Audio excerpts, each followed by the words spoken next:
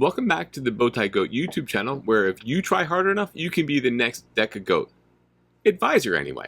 Today, what I'd like to review with you is the presentation I gave at ICDC 2024 to all the advisors at the Advisor Learning Academy. And what I went over was the top resources that a DECA advisor can use to lead their chapter. And I think that I have some tips here for you today that you've never seen before.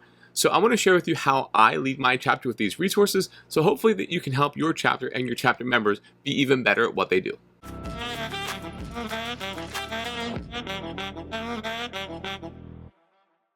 So if you don't know me well, my name is Justin Staub. I am the chapter advisor of the Downtown STEM Academy. We are the largest chapter in Pennsylvania. You can reach out to me at BowtieGoat@gmail.com. And that little logo here on the screen is the logo that I created for ICDC 2024. I've been a DECA advisor for the past 7 years from Pennsylvania. This past year, the one that just concluded, I had 292 active members. And including this year, I've had 56 ICDC finalists in 7 years, 6 glass winners, including one this year, first place in franchise business plan. So it's all very exciting. My very first year as a DECA advisor, I took 5 kids to Anaheim. This year, in 2024, I had 64 students competing. So what I'd like to review with you today are some key resources. We'll go over DECA Plus, the DECA Advisor Resource Center, and how I use social media within my chapter. But then we'll also quickly touch on how I might use AI as an AI assistant for leading my chapter. Anything that you all want to share with me, drop in the comments down below. And the wisdom of the room will just be how you all lead your chapters and what resources you would like other folks to know about. I'd like to walk you through at least the first 3 resources in this sort of like meme format. At the very top level, you might barely understand what DECA is, so you might be looking at this video for the first time as a new advisor saying, geez, I'm in over my head. You might be a couple years into advising and you might feel like a district's winner, like that excitement of that first win in DECA, and you might want to know more. Maybe that 3rd level down, now you're an ICDC qualifier and you feel really, really good about how far you've come. And then the last level I call GOAT mode. GOAT is just greatest of all time. We'll look at some GOAT mode options for how you can use these resources. The first resource we'll take a look at is DECA Plus. And so we'll look at the yearly updating resources, how we can use the exams and the role plays by competition level, the written event winners and what we can do with those, and then the cross event support that we can use DECA Plus for. All right, so let's take a look at DECA Plus together. This is a single sign-on for your entire chapter. So it's gonna come up and just say the name of your chapter, and it's gonna have a lot of resources for you by your event. So let's just take a quick scroll and look at a competitive event as an example. I'm gonna pull hotel and lodging management just as an example.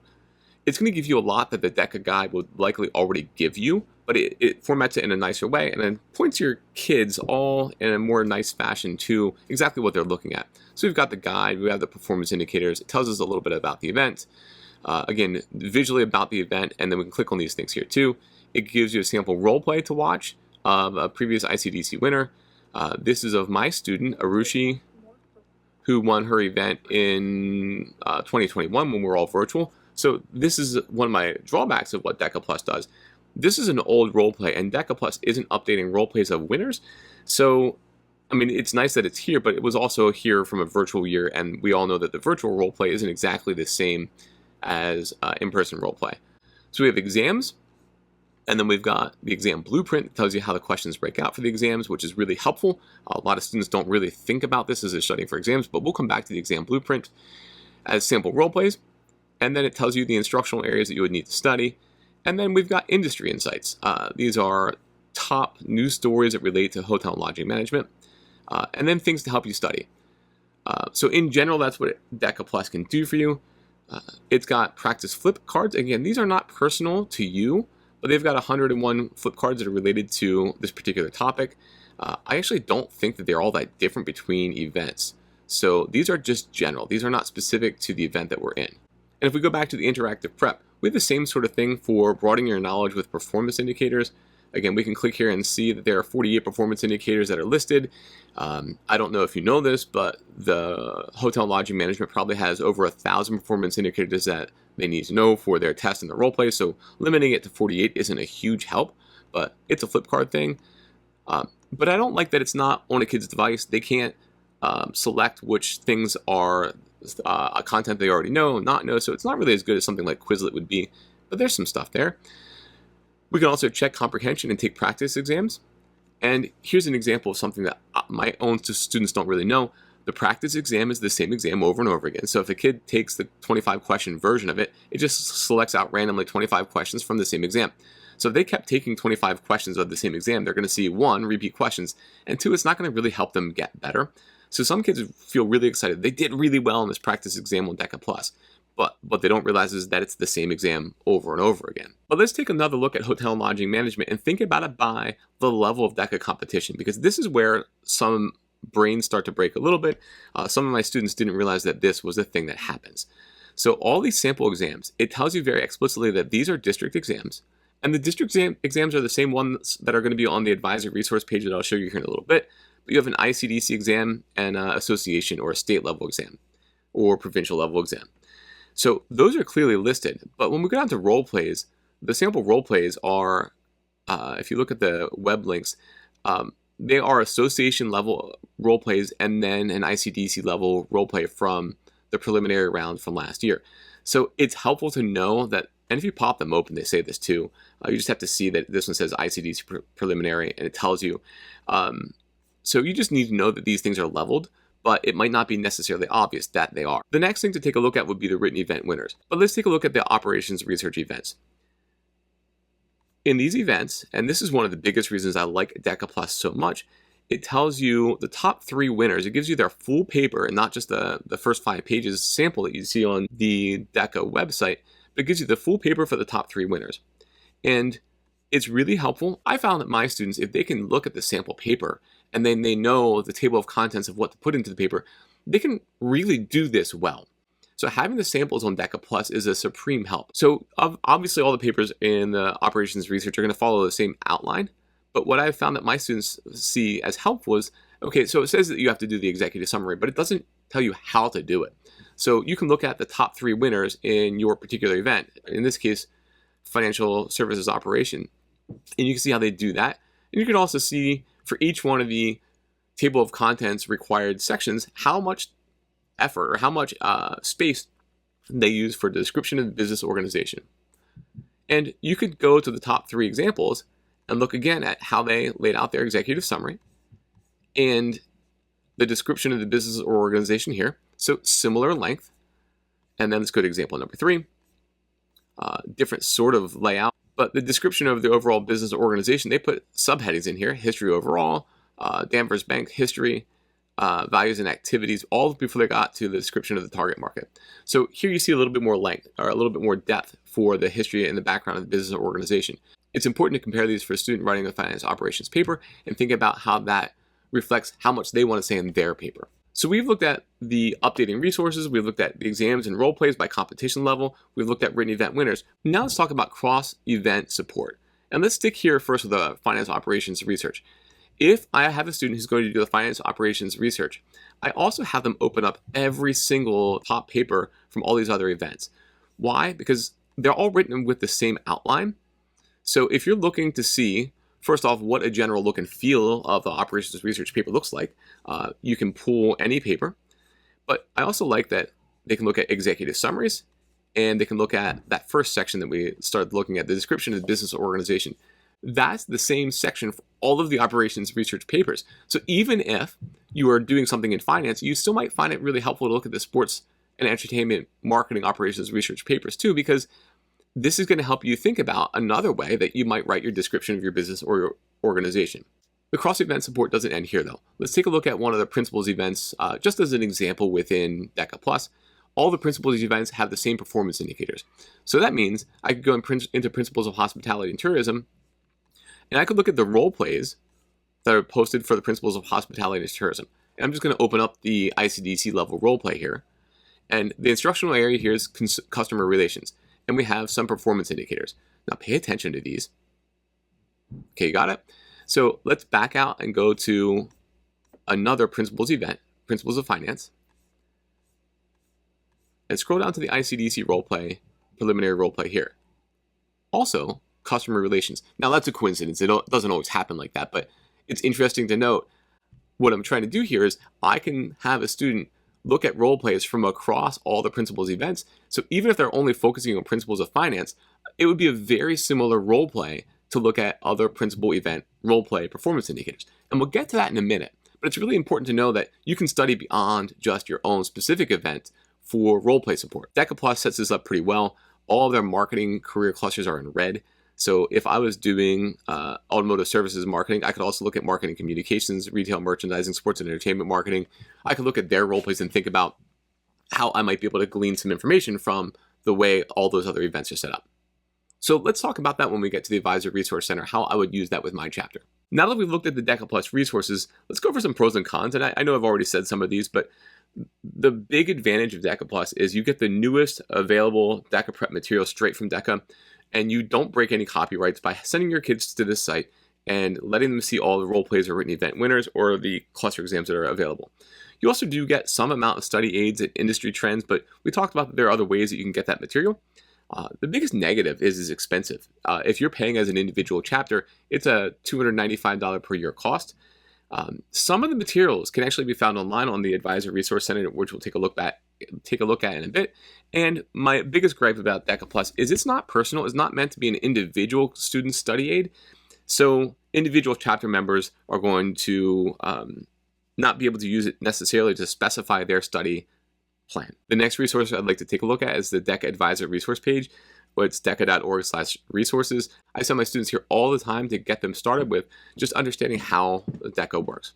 So a couple of things that we can look at. We're going to break it down by cluster exam and then by role plays. Cluster exams, you'll find a lot of exams here. We'll teach you a way to look beyond the score.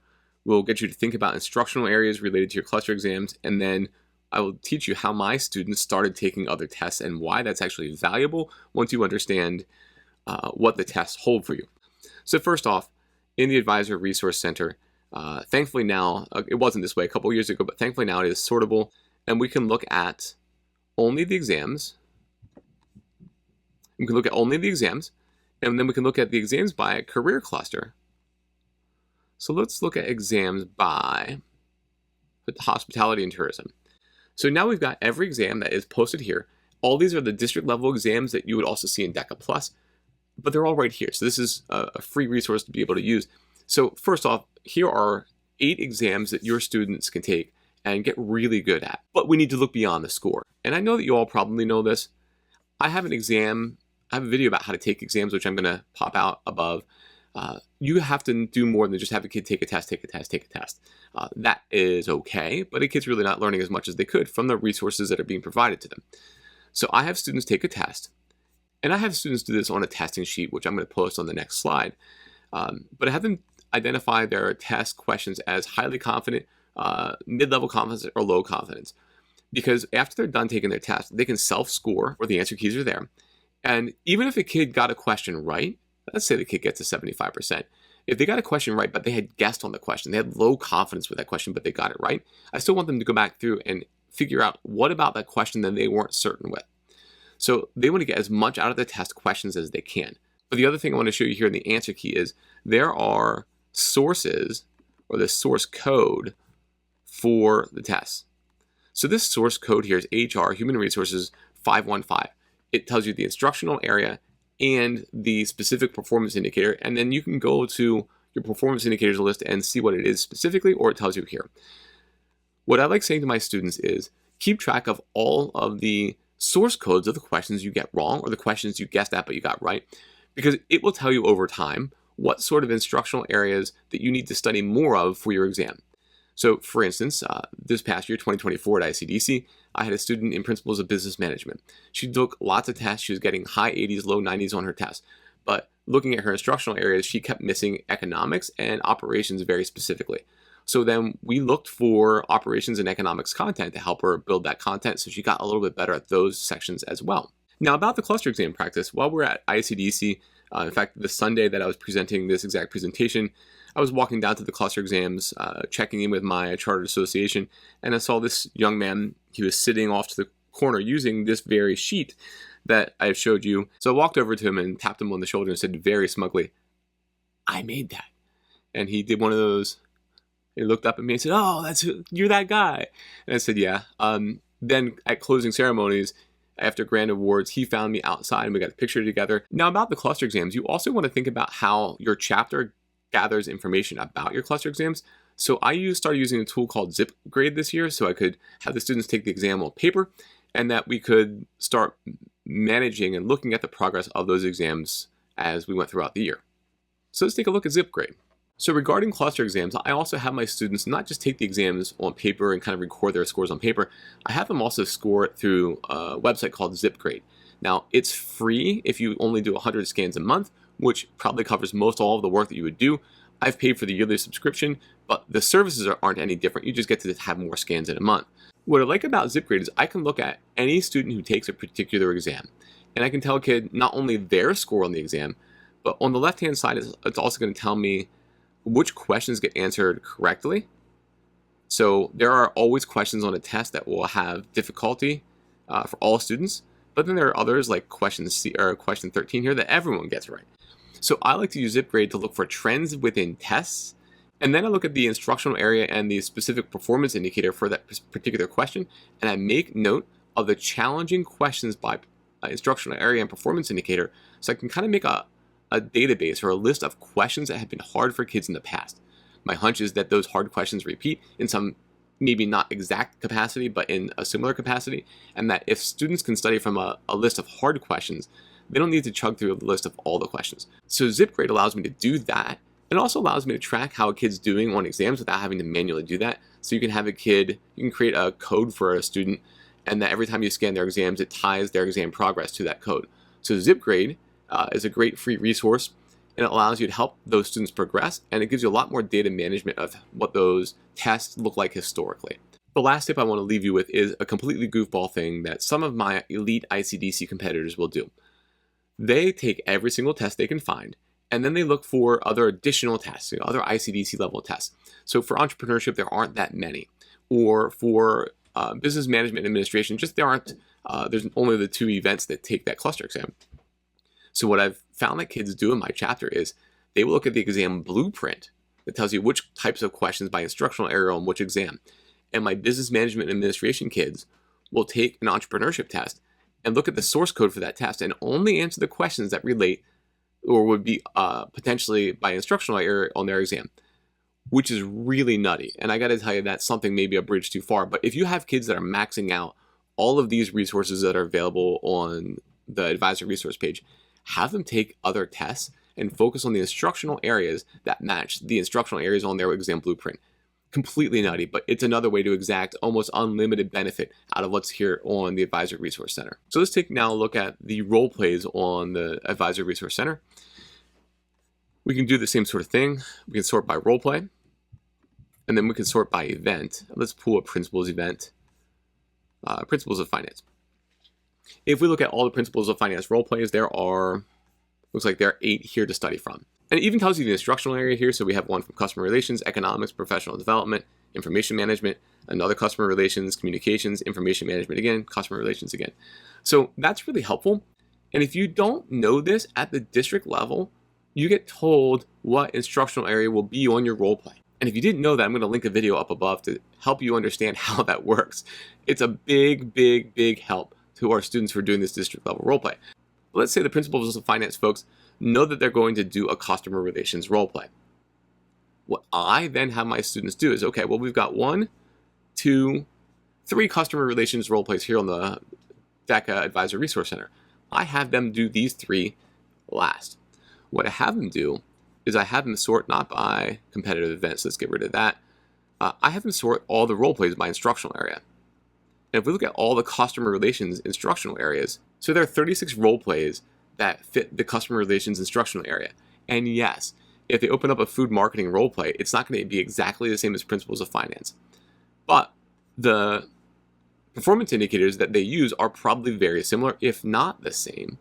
So what I encourage my students to do is practice the preparation for these role plays, but not actually perform them. So think about how they'd explain these performance indicators in the context of the situation, but not really go into that performance piece. So if you did that, now there's 36 different role plays they can practice. But if you use the Advisor Resource Center and pull all the role plays for a particular instructional area, you're going to help your students a ton prepare for those role plays. Now, the last tip I have here, the GOAT mode tip that I will share with you, I started doing with my chapter, is If you've had a student practice role play after role play after role play, they probably have started identifying that there are some performance indicators that come up a lot, and there's probably some that come up not at all. So I would encourage students, so let's again pick on let's do accounting applications. Within the accounting applications event, there are now 8 role plays here. If they looked at which performance indicators get asked across those 8 role plays, they're going to find that some performance indicators get asked all the time.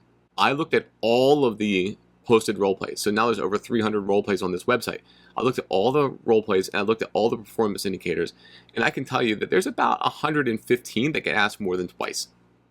If you can find that 115 for your particular event and study those, you should be guaranteed, or mostly guaranteed, that you're going to have everything prepared that you need to know content-wise for your performance indicators for your role plays.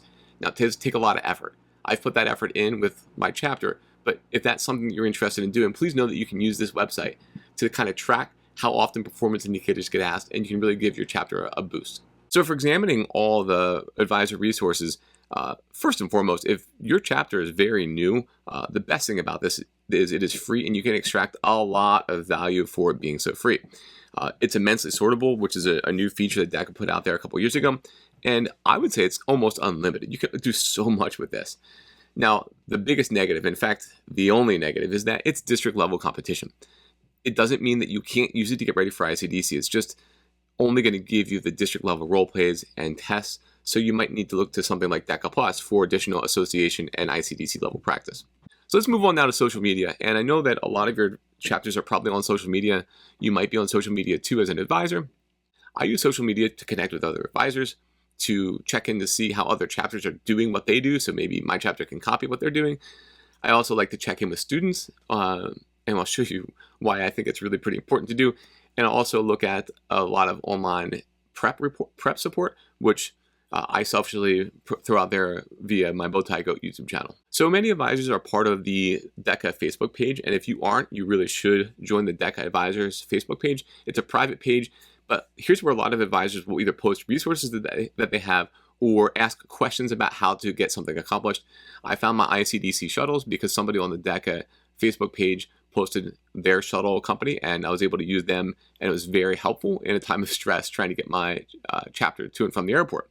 So this resource page is immensely helpful, and I found I like asking questions there and also providing support there. I use Instagram a lot to shadow what other chapters are doing. So while I can't really show you this easily because Instagram is better kind of formatted for your phone or for your tablet, I use Instagram a lot to look at the top chapters and see what the top chapters are doing. And I look them up on Instagram and I follow their DECA chapter pages just to watch what their activities are throughout the year. Now, for your edification, I took the finalist results from DECA Direct and I sorted them. I put a lot of work into this, but I sorted them by the top achieving chapters or those that had the most top 10 finalists in the world. So if you're looking for chapters to follow online, I would start with this list. And I truncated the list when we got to the Downtown STEM Academy because it's my chapter. But if you look at the top list of top performing schools, I got to tell you, folks, it's basically the same schools year in year and year. So I know Carmel High in Texas, or Carmel High in Indiana, the Harker School in California, Alexandria High School in Minnesota, Eastlake High School, Monte Vista High School. Like, all these are schools that have the top performers consistently. So follow them on social media and see what they're doing. The other way that I use social media to leverage helping my students in my chapter, also just to muddle around and help other students, is I use a DECA subreddit all the time. And if you look at this screenshot, the reason I use the DECA subreddit is I like knowing what questions students are asking that they're not asking their advisor. It gives me an idea what the average student is thinking, or what the student who is too afraid to go to their advisor might want to ask. And oftentimes I'll provide feedback and an answer there, but it also just helps me understand what my kids aren't asking me so I can take that back to my chapter. So it's a helpful resource to think about how kids think through their DECA prep or their preparation for trips or packing lists, or asking silly questions like, do I really need to wear a necktie to that thing? I love participating in the DECA subreddit and answering questions from folks from all around the world. And I'd be remiss not to point out, but you're already here, that my BowtieGoat YouTube channel is really helpful for helping kids prepare. I've also reached out to numerous students across the country helping them prepare. I'm excited to say that I've helped a number of other top 10 winners from across the world prepare for their role plays for this upcoming year. So use the resources that I provide, but also have your students reach out to me. Again, BowtieGoat@gmail.com. Have your students reach out to me, and I'll see what sort of support I can provide, given that I'm also helping a lot of my students get ready for those same competitions. And now we need to talk about AI. AI can be extremely useful if you know how to use it within your chapter and use it appropriately. One blog that I would recommend is one written by Ethan Mullock, a University of Pennsylvania professor in business management and entrepreneurship. He has a blog called One Useful Thing, and he walks through how AI can affect business and education, which is a great fit for how you might use it with DECA. Now, he also has another blog, or at least another website called More Useful Things, where he posts AI prompts that are extremely helpful for lots of different applications. And I just want to show you one. On his webpage, he's got a list of prompts for instructors, students, and just general use. So let's pull out the student one for general tutor for GPT-4, so for ChatGPT.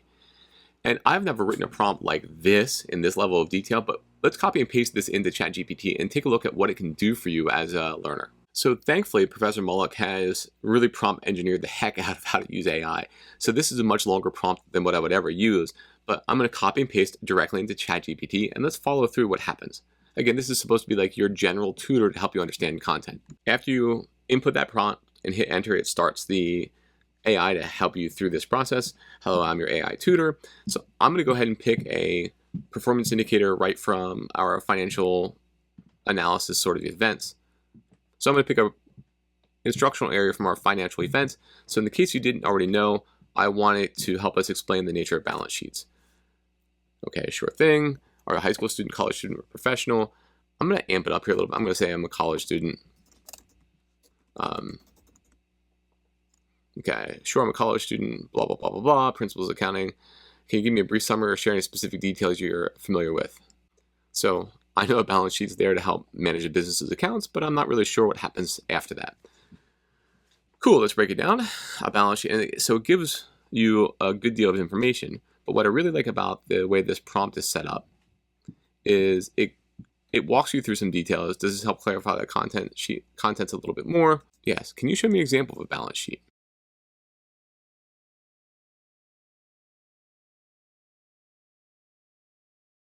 We can go very deep here, but what I want to show you is that you can do a lot of questions and answers back and forth, the way you would ask an expert teacher, the way you might ask a tutor, and certainly the information is probably good enough to help you through a DECA roleplay. It might not be the same as going to college classes, but for some of our events like automotive services marketing or quick serve restaurant management, where you might not exactly have those classes in your classroom, this tutor can help you really understand some of the performance indicators that might be very specific to your type of industry or your type of event. It's a great way to learn something that AI can help you through. So there they are. I hope these resources were helpful. Again, the wisdom from the room I left down at the bottom. If you want to add comments to this video, please do, so that we can help other advisors help their chapters become the next DECA GOATs. I wish you the best of luck. Being a DECA advisor is a really big challenge, and I hope that I can keep providing resources to you to lighten that load in the upcoming DECA seasons. Good luck, everyone.